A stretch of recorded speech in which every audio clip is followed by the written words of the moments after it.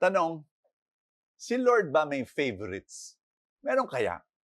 Kasi kung tinitingnan mo yung mundo, talaga namang unfair ang buhay di ba? May mga pinapanganak, mayaman. Meron namang mga pinapanganak, mahirap. O bakit ganun? Meron ba silang ginawang masama? Talaga, di ba? Parang ang hirap isipin Tingnan mo to 7.7 billion na tao sa buong mundo. 689 million. They're living in extreme poverty. Ibig sabihin, maski, hindi sila makakain ng gusto. 1.3 billion na tao sa mundo, tinatawag multi-dimensional poverty ang kanilang buhay. Ibig sabihin, kulang sila ng pag-aaral, education, kulang sila ng healthcare.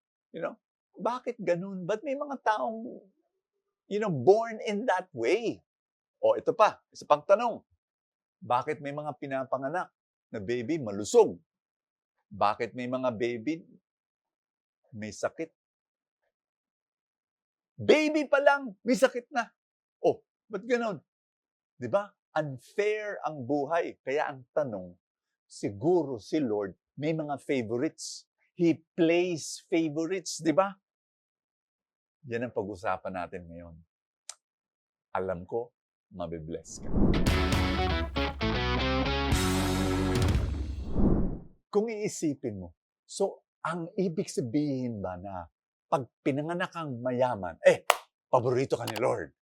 Pero kung pinanganak kang mahirap, ay naku, hindi ka paborito ng Panginoon. Pinanganak kang malusog na baby, paborito ka ni Lord. Pero pag hindi ka pinanganak na malusog, ay hindi ka paborito ni Lord. Ganun ba? Ang sagot ay hindi ganun kasimple. Hindi, mas komplikada doon. Bakit? Meron akong 3 kwento sa inyo. Una, may kausap ako. Bata pang lalaki.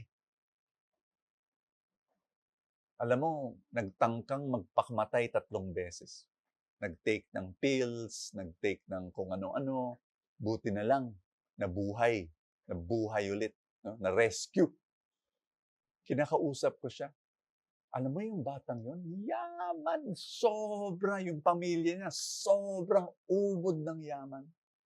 Pero nung kinakausap ko siya para i-pray over, ang unang lumabas sa kanyang labi, ganito. I hate my life. I hate my family. I hate my parents. Ay, naku, lutong-lutong. Naramdam ko yung pagkamuhi niya, tapos awang-awa ako, ang yaman nila. Bakit ganun? Unang kwento ko. Pangalawang kwento. Ako'y gumagawa ng isang ministry sa mga mahihirap sa isang slum area. Squatters. Katok ko sa isang pintuan. Nagbukas maliit na babae. Batang babae. Tapos pagpasok ko, ang liit-liit ng bahay, para siyang kariton lang na may bubong, ganun. Sa sulok, nakita ko isang babae nakaupo, matanda, lola, no? Almost 70 years old. Bulag. Tapos nagkwentuhan kami. Tapos sinabi niya sa akin, Brother Bo, blessed na blessed ako. Yung talaga, mahirap ka, nakatira ka sa squatters, bulag ka. Tapos kwento niya kung bakit sinabi niya blessed siya. Kasi may nag-aalaga sa kanya, kasi may, grabe.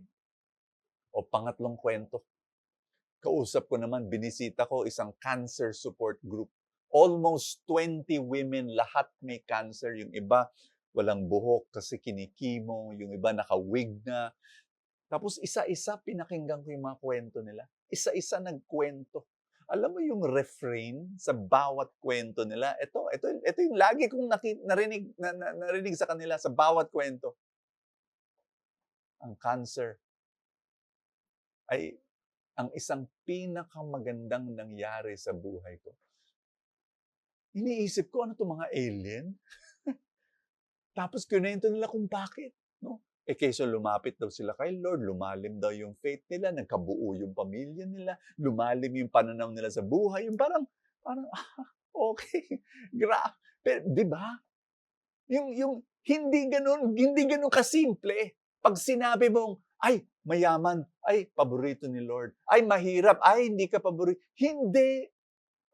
Ito paniwala ko, sa bawat sitwasyon ng buhay mo na hinaharap mo ngayon, ang grasya ng Diyos nandyan.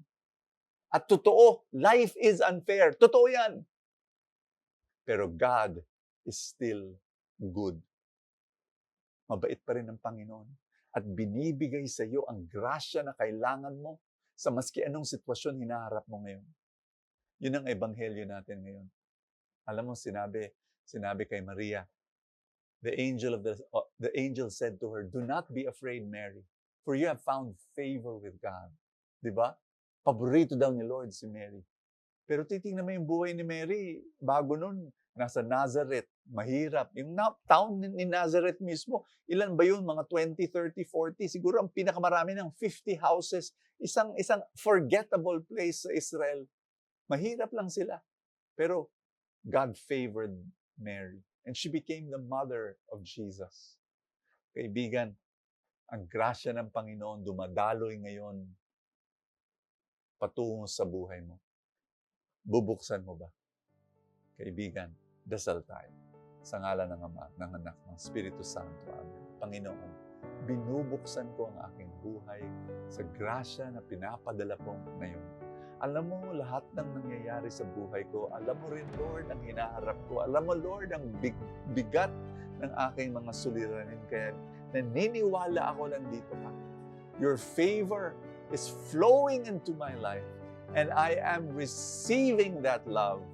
Maraming salamat, Panginoon. Mahal na mahal mo ako. At tinatanggap ko ngayon ang iyong pag-ibig sa pangalan ni Kristo Jesus. Amen and amen. In the name of the Father, and of the Son, and of the Holy Spirit. Amen. Maraming salamat mga full-time supporters for helping me out in this ministry.